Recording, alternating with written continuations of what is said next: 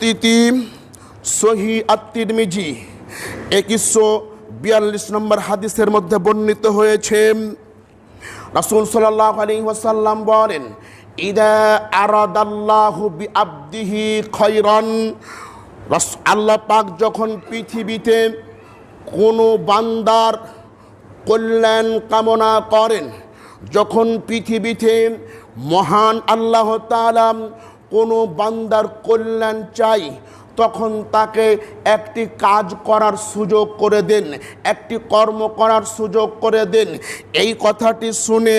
সাহাবা একরাম রাসূল সাল্লাল্লাহু আলাইহি ওয়াসাল্লামকে প্রশ্ন করলেন, ইয়া রাসূলুল্লাহ, হে আল্লাহর রাসূল সাল্লাল্লাহু আলাইহি ওয়াসাল্লাম, ইয়াস্তামিলুহু, কিভাবে কাজ করার সুযোগ করে দেন? রাসূল সাল্লাল্লাহু আলাইহি ওয়াসাল্লাম বললেন, ইউয়াফিকুহু মিন আমালিস সালিহ, মৃত্যুর পূর্বে